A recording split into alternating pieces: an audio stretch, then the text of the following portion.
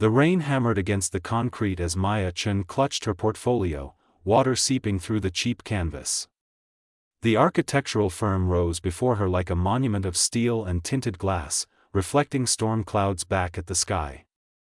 She wore a second-hand navy blazer over a white blouse, both slightly too large, paired with black slacks she'd ironed 3 times that morning. Her dark hair was pulled back severe and tight, still dripping despite the umbrella now broken in a trash can 2 blocks back. Inside, the reception area smelled of rain-soaked wool and furniture polish.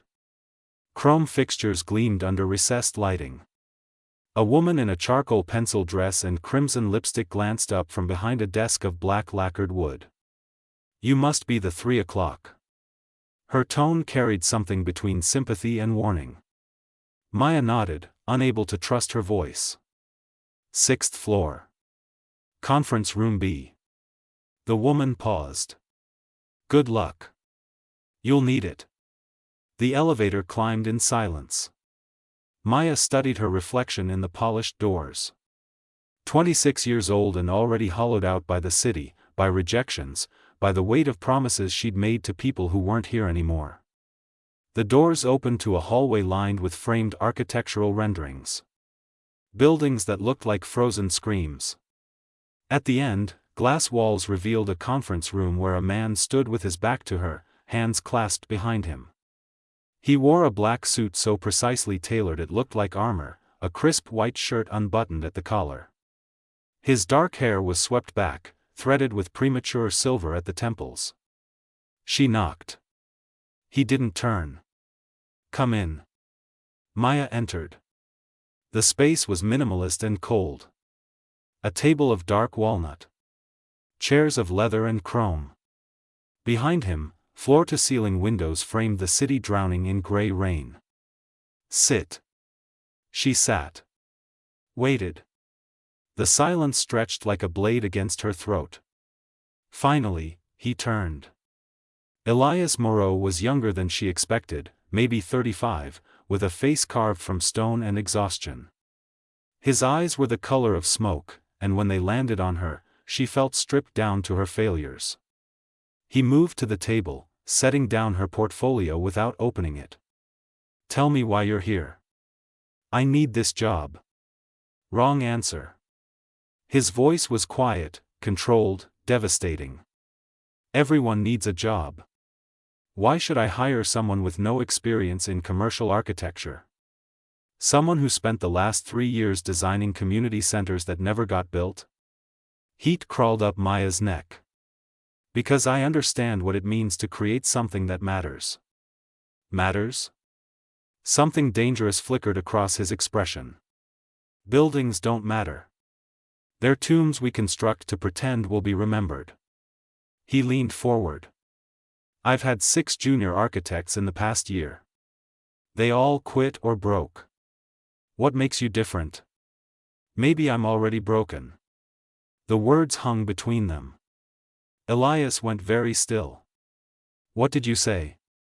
Maya met his stare, pulse thundering. "You don't want someone whole. You want someone who understands that perfection is a lie we tell ourselves so we can sleep at night." For 3 heartbeats, nothing moved. Then Elias opened her portfolio. He flipped through pages of her work in silence, his jaw tight. Sketches of buildings that would never exist.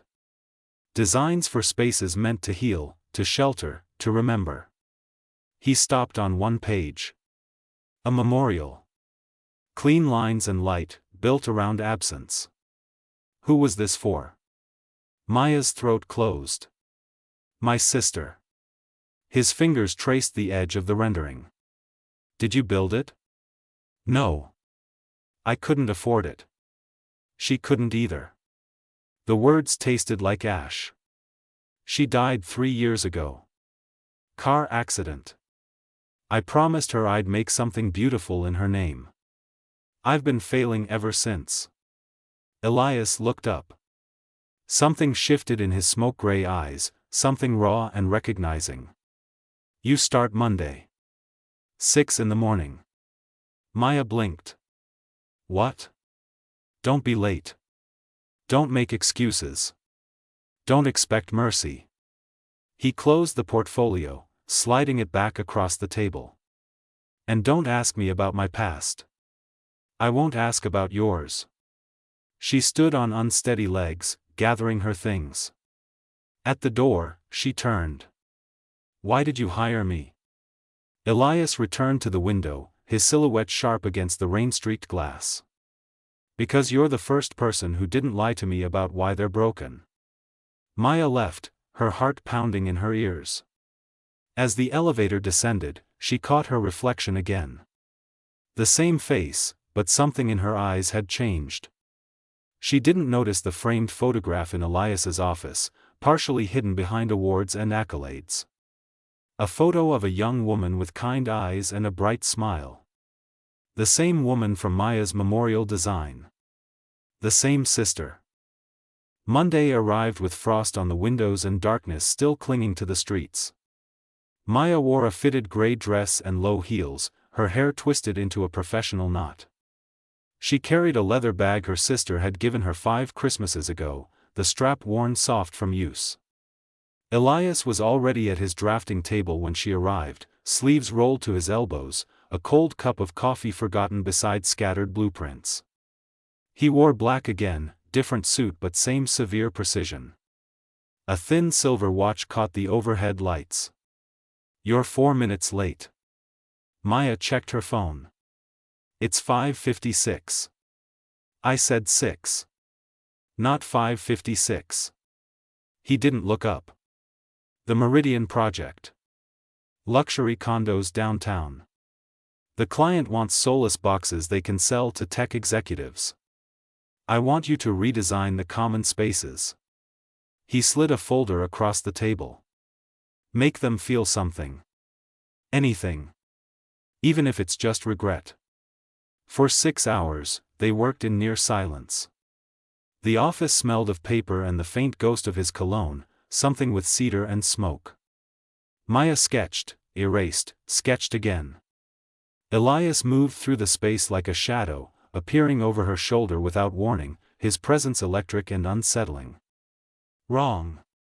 The proportions are off. Too safe. You're designing for approval. Better. But you're still holding back. By noon, her hands ached and her vision blurred. Elias stood at the window, the winter sun turning his profile to marble. Why architecture? She asked, desperate for any break in the tension. Why does anyone choose to build things that outlast them? His voice was hollow. Arrogance. Denial. Hope. Which one are you? He turned. All 3. And none of them saved anyone. Before Maya could respond, his phone buzzed. His expression went cold as he read the message. I have a meeting. Lock up when you leave. He grabbed his coat, a long black wool overcoat that made him look like he was going to a funeral. Tomorrow, 6 a.m. Don't be late. He was gone before she could answer. Maya sat alone in the silence, surrounded by the architecture of loneliness. She stood, stretching, and wandered the office. Awards lined the shelves. Magazine features. Buildings across 3 continents. All of them beautiful. All of them empty. Then she saw it. A door she hadn't noticed before, partially concealed behind a filing cabinet. Unlocked. She shouldn't. She knew she shouldn't. Maya pushed it open. The room beyond was small, barely larger than a closet. But every surface was covered in photographs, newspaper clippings, sketches. All of the same building. A community center with clean lines and light streaming through high windows. And in every photo, the same woman appeared. Dark hair, bright smile, eyes full of life. Maya's breath stopped. Her sister. Sophia. But not just Sophia. In several photos, Sophia stood beside Elias. His arm around her shoulders. Both of them laughing at something outside the frame. In one, they were dancing, her head against his chest. In another, they were looking at blueprints together, their heads close, conspiratorial. Maya's hands trembled as she picked up a newspaper clipping.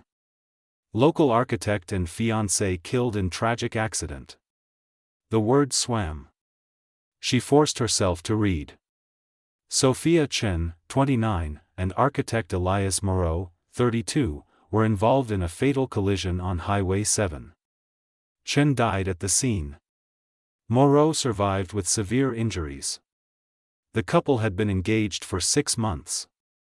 Chen was a community organizer who had partnered with Moreau on several humanitarian architecture projects. Maya's vision blurred. The article was dated 3 years ago. 2 months before Sophia died in the accident Maya had been told about. The accident Maya thought she'd caused by asking Sophia to pick her up from the airport that night. But Elias was there. Elias was in the car. "I didn't give you permission to be in here." Maya spun. Elias stood in the doorway, his face drained of color, his gray eyes burning with something between rage and agony. "You knew her." Maya's voice broke. "You knew Sophia. You were with her when she died. Get out. You hired me knowing who I was. Knowing she was my sister." Tears streamed down her face. "Why?" Elias crossed the room in 2 strides, gripping her arms. "Because I killed her." The words tore out of him, raw and bleeding. "I was driving. I was angry about something that didn't matter. I wasn't paying attention and I killed the only person who ever made this world bearable. And then I found out she had a sister. You. The person she talked about constantly. The person she was trying to help." His hands trembled against her skin. "So yes, I hired you. Because watching you struggle is the only punishment that feels anywhere close to adequate." Maya stared at him, horror and grief and something darker twisting in her chest. "You want me to hate you. I want you to make me feel something other than this." His voice cracked. "Even if it's just your hatred." Maya pulled away, stumbling toward the door. She turned back once, seeing him collapse against the wall, his perfect armor finally shattered. "Tomorrow," she whispered. 6 a.m. Don't think I won't be there." She left him in that room of ghosts, surrounded by the only person he'd ever loved. The person they'd both lost. The person who'd connected them in ways neither of them understood yet. Maya arrived at 5:45 the next morning wearing black jeans and a dark green sweater, her hair loose around her shoulders. She'd stopped pretending this was just a job. Elias was already there, standing at the window in gray slacks and a black button-down, watching the city wake. He didn't acknowledge her arrival. "I should hate you," Maya said to his back. "You should. But I don't." She set her bag down, moving toward him. "Because I blamed myself for 3 years. For asking her to pick me up. For not taking a cab. For existing."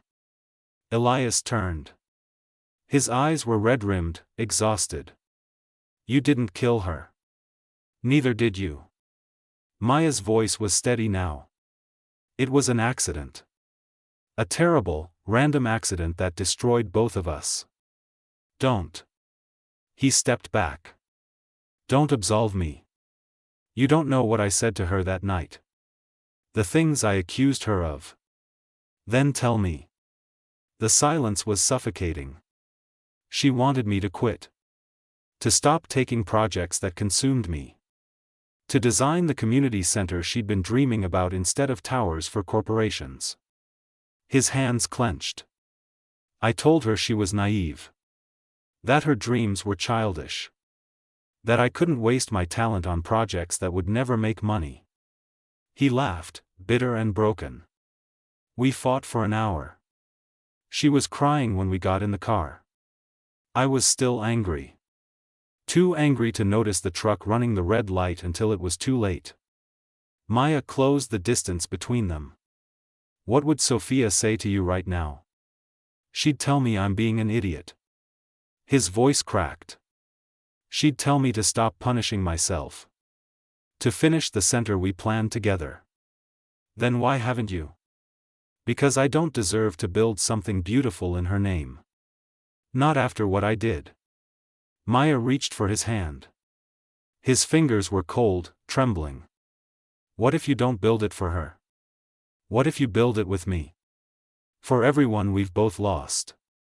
For everyone still here who needs proof that something good can come from tragedy. Elias stared at their joined hands. Why would you do this? Because she loved you. And I loved her. And maybe that's enough. For the first time since Maya had met him, something like hope flickered in Elias's eyes. They spent the next 3 weeks rebuilding the plans for the community center. Working late into nights, sustained by coffee and grief transformed into purpose. Elias wore softer clothes now, charcoal sweaters and dark jeans. Maya brought music, filling the silence with the songs Sophia had loved. The space between them shifted, charged with something neither acknowledged. Hands brushing over blueprints. His jacket draped over her shoulders during late nights. Her laughter when he made a dry observation. The way he watched her when he thought she wasn't looking. On a Friday night, they stood in the empty building site where the center would rise. Snow fell soft and silent around them. Elias wore his black overcoat, Maya a wine-colored wool coat Sophia had bought her. She would have loved this, Maya whispered. She would have loved that you're here. Elias turned to her, snowflakes catching in his dark hair. Maya, I need to tell you something. Before he could finish, headlights cut through the darkness. A car pulled up, and a woman emerged. Mid-50s, elegant in a camel coat and heels. Her expression was sharp, calculating. Elias. We need to talk. Catherine. His voice went cold. What are you doing here? Saving you from yourself. Catherine's gaze slid to Maya, dismissive. Is this her? The sister? Maya's stomach dropped. Catherine smiled, cruel and precise. Did he tell you about the settlement? About the money his family paid to keep the accident quiet? To keep your family from suing? Catherine, stop. Elias moved between them. Stop what? Telling her the truth? Catherine pulled out a folder. Your firm is built on blood money, dear. The Moreau family paid your mother $2 million to stay quiet about the circumstances of the accident. To avoid a scandal that would have destroyed their reputation. Maya felt the ground tilt. My mother never told me. Of course not. She signed an NDA. Catherine's eyes glittered. And now Elias has dragged you into this redemption fantasy. Building a center with the money that bought your silence. How poetic. Maya turned to Elias. Is this true? His silence was answer enough. I didn't know about the settlement until after I hired you, he said quietly. My family handled it. They handle everything. But you knew before we started this project. Maya's voice was ice. You knew the entire foundation of this dream is built on paying off my grief. Maya, please. Did you think I wouldn't find out? Did you think you could just use that money and I'd never question where it came from? Catherine lit a cigarette, watching them with satisfaction. The permits are in review. The donation is public record now. Once the press connects you to Sophia, to the accident, to the settlement, this project becomes a circus. And Elias's reputation, what's left of it, will be destroyed completely.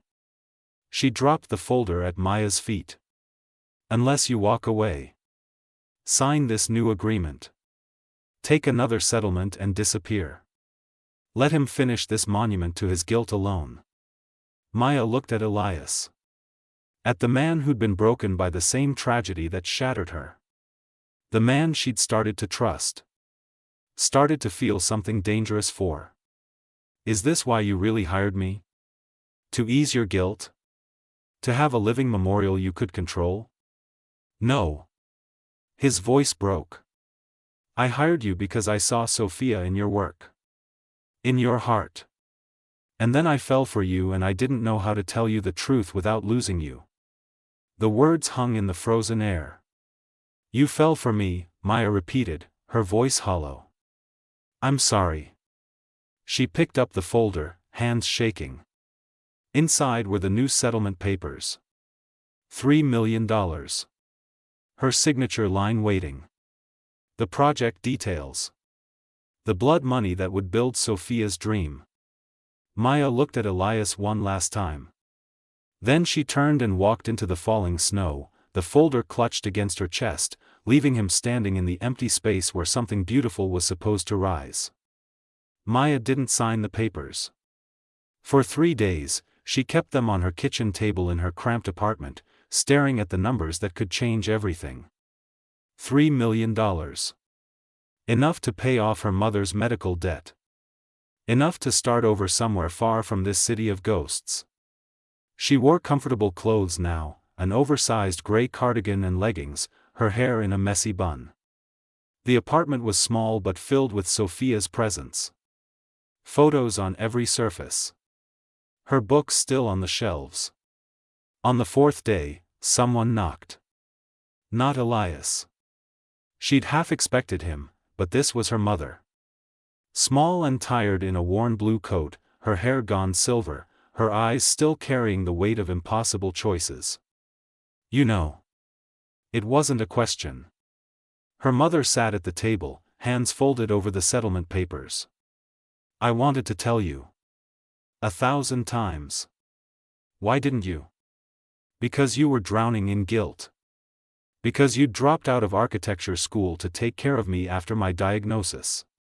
Because I was dying and I didn't want you to carry one more unbearable thing. Tears streamed down her mother's face. The money paid for my treatment. It gave us 3 more years together. It let me watch you survive. Maya sank into the chair across from her. He was in the car. Elias was driving. I know, baby. You took money from the man who killed Sophia. I took money from a family trying to protect their son. From a boy who was as destroyed as we were. Her mother reached across the table.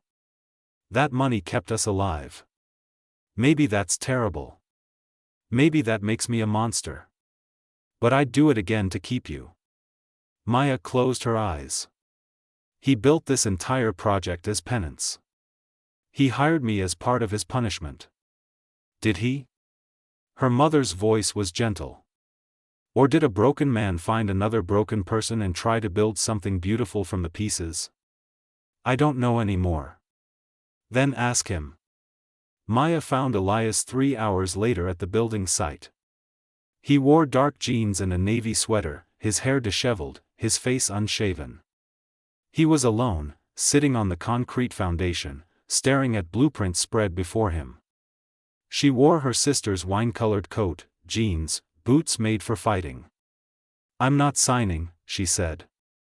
He looked up, something raw and desperate in his eyes. Maya. But I need the truth. All of it. No more secrets. Elias stood slowly, carefully, like a man approaching something breakable. The night of the accident, after the truck hit us, I woke up in the hospital. They told me Sophia was gone. I tried to die too. Refused treatment. Refused food. I wanted to follow her. His voice was gravel and glass. My family made the settlement without asking me. By the time I was coherent enough to understand, it was done. I hated them for it. Hated myself more. Why did you hire me? Because I searched for you. 4 months. I wanted to know if you survived. If Sophia's little sister made it through. He stepped closer. When I saw your portfolio, saw that memorial design, I knew. I knew you were carrying the same weight I was. And I couldn't walk away. That's not love, Elias. That's guilt. It started as guilt. His hands trembled.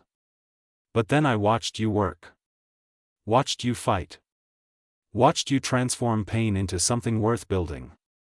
And somewhere between the blueprints and the late nights, I stopped seeing Sophia's sister and started seeing you. Maya's chest ached. How do I know the difference? Because when I look at you now, I don't think about what I lost. I think about what I could still have. He moved closer, close enough to touch. But I'll walk away. I'll put the project in your name. I'll disappear if that's what you need. And if I don't want you to disappear? The question hung between them like a bridge. Elias reached for her face, his touch feather-light. Then tell me what you want. I want to finish the center. Together. Maya's voice steadied. I want to build something Sophia would be proud of. And I want to figure out what this is between us without her ghost standing between us every second. Maya, the press will destroy us. Catherine will make sure of it. Let them. She covered his hand with hers. I'm done running from grief. From truth. From feeling something real for the first time in 3 years. He kissed her then, soft and desperate, and it tasted like forgiveness neither of them deserved but both of them needed. They were still standing there, foreheads pressed together, when the flashing lights appeared. Police cars. 3 of them. Catherine emerged from a black sedan, her smile victorious. Behind her, a detective in a gray suit and badge. Elias Moreau? The detective's voice was formal, apologetic. We have a warrant for your arrest. Maya's blood turned to ice. What? New evidence in the accident investigation. Catherine's eyes glittered. Toxicology reports that were buried. Blood alcohol content that exceeded legal limits. Security footage from the bar where he'd been drinking before the crash. That's impossible. Elias's face drained of color. Is it? Catherine held up a folder. I had the original investigation reopened. Turns out the Moreau family money didn't just buy silence. It bought evidence destruction. Witness tampering. A complete cover-up of vehicular manslaughter. The detective moved forward with handcuffs. Mr. Moreau, you have the right to remain silent. No. Maya stepped between them. You can't do this. Ms. Chen. The detective's voice was kind. I know this is difficult. But if the evidence is legitimate, justice needs to be served. Maya turned to Elias. His eyes held hers, and in them she saw 3 years of guilt crystallize into acceptance. It's okay, he whispered. It's not okay. None of this is okay. Maya, listen to me. He gripped her hands even as the detective pulled them apart. Finish the center. Use everything. The settlement money, the donations, my firm. Make Sophia's dream real. Not without you. Yes, without me. His voice broke. This is how I pay for what I did. This is how I make it right. They pulled him away. Maya watched through tears as they put him in the patrol car, Catherine standing victorious in the snow. As the cars pulled away, Catherine approached her. You could have walked away clean. Now you're tied to a criminal. A murderer. She dropped a business card at Maya's feet. When you're ready to salvage what's left of your life, call me. I'll make sure the project continues under new management. Without the Moreau name attached. Maya picked up the card. Looked at it. Then tore it in half. Get away from me. Catherine's smile faded. You're making a mistake. No. Maya's voice turned to steel. I'm making a choice. She watched Catherine leave, then turned back to the empty building site. The foundation where something beautiful was supposed to rise. Where 2 broken people had started to heal. Maya pulled out her phone. Dialed her mother. Mom? I need a lawyer. The best one you can find. Maya, what are you doing? She looked at the blueprints scattered in the snow, at the space where Elias had stood minutes before. I'm fighting for him. For us. For Sophia. Her voice steadied. And I'm not stopping until I uncover who's really destroying evidence. Because somewhere in the last 3 months, Maya had learned something crucial about architecture and love: the strongest structures are built on truth, no matter how painful. And she was done letting anyone else control the blueprint. The courthouse smelled of old wood and broken promises. Maya sat in the front row wearing a charcoal suit and white blouse, her hair pulled back, severe and determined. Beside her, the lawyer her mother had found. Sharp-eyed, relentless. Elias stood at the defense table in a dark suit, his hands cuffed, his face gaunt from 6 weeks in jail. When their eyes met, something passed between them that needed no words. The prosecutor laid out the case. Toxicology reports. Bar receipts. Security footage of Elias drinking alone the night of the accident. But Maya's lawyer stood, holding different documents. Your Honor, we'd like to submit evidence of tampering. These toxicology reports were falsified. The timestamps don't match hospital records. The bar footage was edited using the same software signature as other projects commissioned by Catherine Moreau, the defendant's aunt and business rival.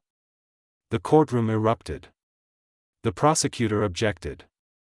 The judge called for order. Maya's lawyer presented forensic analysis, testimony from the original paramedics, evidence that Catherine had spent the last decade trying to destroy her nephew and claim his architectural firm. She didn't just want him in prison, the lawyer argued. She wanted his reputation destroyed so completely that she could take everything he built. The truth came out in pieces. Catherine had been embezzling from the firm for years. The settlement to Maya's family had come from company funds, not Moreau family money. When Elias started the community center project, one that would require a full audit of firm finances, Catherine had panicked. The arrest was her final play. By the time the judge dismissed all charges 3 hours later, Catherine was the one in handcuffs. Outside the courthouse, snow fell soft and clean. Elias stood on the steps in his rumpled suit, breathing free air for the first time in weeks. Maya approached slowly, carefully. You didn't have to do this. Yes, I did. She stopped in front of him. Because you were right. About building something beautiful from tragedy. About not running from the truth. I don't deserve you. Maybe not. Maya smiled through tears. But you're stuck with me anyway. He pulled her close, and they stood there as snow gathered in their hair, 2 people who'd been shattered learning how to be whole. 6 months later, the community center opened. Maya stood at the entrance wearing a simple black dress and low heels, her hair loose and natural. Elias beside her in a charcoal suit with no tie, his hand in hers. The building rose around them, all light and clean lines and spaces designed for healing. Above the door, a plaque, the Sophia Chen Center for Community and Hope. Inside, children laughed. Artists worked. Support groups gathered. The walls were lined with photos of Sophia, her bright smile watching over the space she dreamed into existence. Maya's mother was there, healthy now, surrounded by neighbors and friends. The settlement money had been returned to the firm, then redirected here. Catherine was serving 5 years for fraud and evidence tampering. She would have loved this, Maya whispered. She would have loved that we built it together. Elias turned to her. What happens now? Now we keep building. Maya looked up at him. Your firm has 3 new projects lined up. Homeless shelters. Youth centers. Libraries in neighborhoods that need them. We have work to do. We? She kissed him softly. I'm not going anywhere.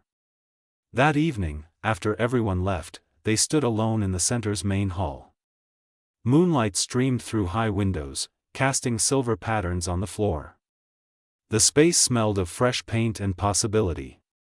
Elias pulled Maya close, swaying slowly to music only they could hear. Do you think about her? Maya asked against his chest. Every day. His voice was soft. But now when I think of Sophia, I don't just feel grief. I feel grateful. For the time we had. For leading me to you. For showing us both that love doesn't end with death. It transforms. Maya looked up at him. I love you. I need you to know that. Not because of Sophia. Not because of guilt. Just because of who you are. I love you too. He kissed her forehead. For exactly the same reasons. They stood there in the building they'd created from ashes, two people who'd learned that the strongest foundations aren't built on perfection. They're built on truth, on forgiveness, on the courage to keep creating even when your hands shake and your heart breaks. Outside, the city sparkled with 1,000 lights. Inside, two survivors held each other in the cathedral of their grief transformed. And somewhere, in the space between memory and hope, Sophia smiled. Because the best architecture, like the best love, outlasts its creators. It becomes shelter for those who come after. Proof that from the rubble of tragedy, we can still build something worth believing in. Maya and Elias began dancing again, their silhouettes moving slowly through the moonlit space. Tomorrow would bring new challenges, new buildings, new chances to fail or succeed.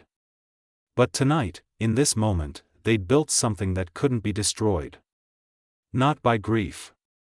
Not by guilt. Not by anything. A foundation strong enough to hold the weight of two hearts learning, finally, to be whole. The end.